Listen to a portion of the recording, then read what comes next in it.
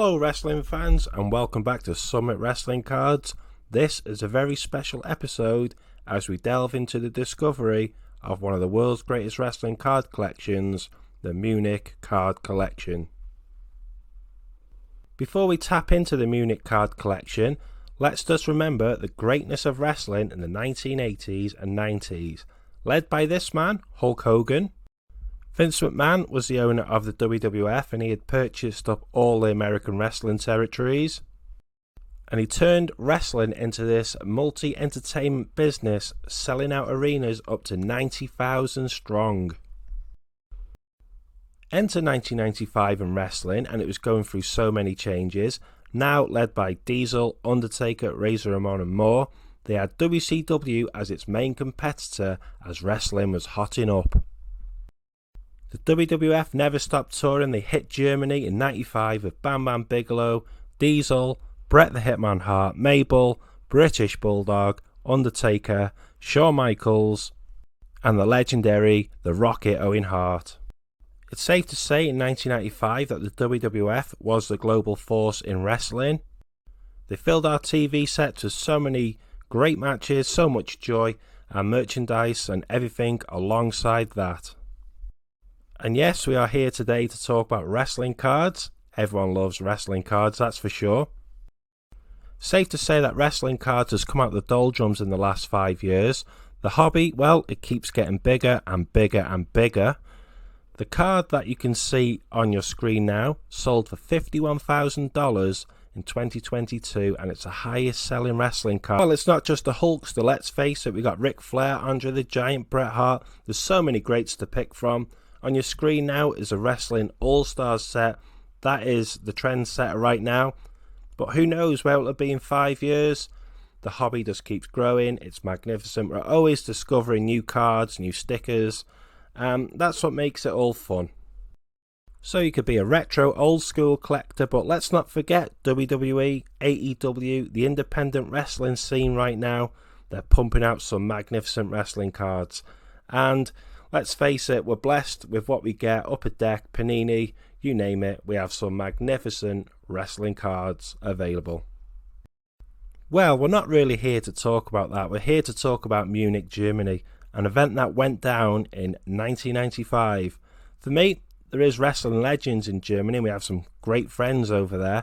So I'd like to say a quick hello to all our German listeners and friends. They do have some amazing wrestling cards, like what you will see on the screen now.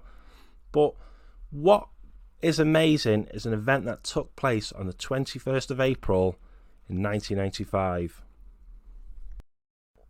It was a touring event from the WWF at the Olympia Hall, Munich. And this is where the Munich card collection gets its name from.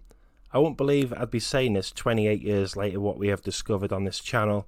And through help from our friends on the Facebook Summit Wrestling Card page. But it's quite amazing what we have discovered in the wrestling card world. Let's take a closer look at the card, and we'll see that Adam Bomb, he beats Kwang in the opening match. Then onto our second match, it's Henry O. Godwin beating Aldo Montoya, and I believe that he slapped the ring announcer after the match. So WWF really did fetch the names to this tour. You have here the Allied Powers, which is British Bulldog and Lex Luger versus Tatanka and Kama. So they weren't holding back, they were going full on, giving the German wrestling fans something that they paid money for and something that they deserved, a quality event. So after the Allied Powers beat Tatanka and Kama, it's Bret versus Owen Hart, brother versus brother, and this in itself is a WrestleMania pay-per-view a few years earlier. Then the result is that Bret Hart beats younger brother Owen Hart in a no-holds-barred match. Again, something that you didn't really see on WWF TV back then, but I imagine that was a great match and I'd love to see that one today. After that, you have Undertaker versus Bam Bam Bigelow. Now, from our research, we find out that The Undertaker beats Bam Bam. On screen, you will see Bam Bam Bigelow, and he's kind of a forgotten talent today, but he's a huge, big wrestler and someone who needs a lot more credit in the world of wrestling. Next up, Hakushi versus the 1-2-3 Kid. and Hakushi gets a win, and we believe that the 1-2-3 Kid was Stretch It Out. Yet again, a huge wrestler, the 1-2-3 Kid. He could wrestle a mop, he was that good. Finishing off is the main event, and you have Diesel and Razor Ramon versus Psycho Sid and Jeff Jarrett. So Diesel was the world champion on this tour and Jeff Jarrett Intercontinental champion, and it is Diesel and Razor that get the victory against Sid and Jeff Jarrett. So some huge wrestling names there from the WWF, and that looks an absolute amazing event in front of 9,800 fans in Munich, Germany. Now on screen now, I believe this is a tour program. Well, it was printed in 1995, so I presume it is. If I'm wrong, I do apologise. Then taking a look inside, you'll see the wrestlers that were on the tour. Some absolute wrestling gods, some wrestling legends, and wow, what an event. That's what I can say. So if you are a German wrestling fan that attended this event, we'd love to hear from you. What was your thoughts on it? Who's your favourite wrestler? And did this happen quite a lot in Munich, Germany? As a UK fan, it's something that I didn't really hear a lot about. But taking our hats off to you, it looks an absolute fine event. So anyway, I'm just going to pass over to my friend now, Jack, and he's going to tell you the story of how the discovery took place. Cheers, Kev. Thank you very much. So the story has to start somewhere, and what better place than on a Facebook group dedicated to sports cards. I spot a post about an Undertaker autograph hand-signed on a Raw card, and what that means is the Undertaker has signed a card that hasn't been officially authenticated or released. It's an early Undertaker autograph, which in itself is quite rare to find nowadays. Ultimately, this was quite an intriguing post. The post was asking for valuation of the card. Immediately, I was concerned. This had red flags all over it. The card, the autograph, the person posting, all of which didn't quite match up. My initial response was, if it's real, it's around $400. If it's fake, throw it in the bin. There are a huge amount of fake autographs in the wrestling card scene, like most sports cards, and having authenticity is a good place to start. At this point, I thought, if they were a scammer, they wouldn't reply to my comment. Any talk of authenticity with a scammer, they generally get really defensive or they just ignore you. However, I get a reply. The original poster asking me how to go about getting it verified. They were not sure how to go about the process, so I advised that you can do this with any of the main card authenticators. Some offer online verification, some require in-hand verification, which of course would require you to post the cards. At this stage, I don't think I'm going to hear anything more. However, I receive a direct message. Reluctantly, still thinking it's a scammer, I open the message and read the response, and that he wasn't too keen on posting so many cards to America. And now I'm more intrigued. How many more cards are there? So, I ask, how many cards are there? And then I see the collection. Immediately, I prompt for provenance, and I'm told how he came to receive them. The original owner having over 30,000 sports cards, thousands hand-signed over 30 years of attending sports events. He's still talking to the original owner who got them signed and how the collection is starting its next leg of its journey to be valued and in some cases sold on to new owners. The search for provenance begins. Considering the current owner is still talking to the original owner, I ask for as much information around times and dates as possible. This is where we find out that all of these cards were signed on the same night, between the hours of 1 and 3 in the morning at a German hotel round the corner from the venue. All the times, dates, people, all of it is now starting to match up. A plan is very quickly put into motion to get these cards authenticated as soon as possible. Some of you may be wondering why the need to have these cards authenticated. Well, with so many fakes around, it's imperative that they are authenticated officially and they are documented. That way, we are then certain that these cards were officially signed, and that is on a same level for everybody to agree. Beckett is chosen. Over 50 cards from Germany are then packed safely and securely and sent over to America Express Plus. It's not very often, in fact, it's very, very rare that a collection of this size, quality, and provenance all occur in the same collection.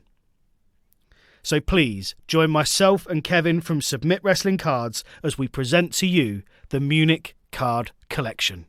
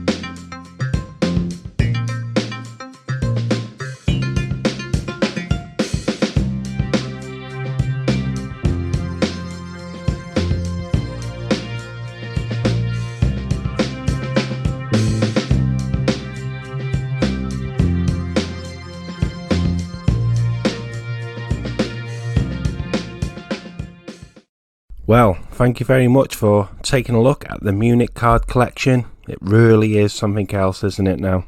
30,000 sports cards, well, there you go. Don't forget to stay tuned for part 2. There is more signed wrestling cards coming. We're waiting to hear back from Beckett.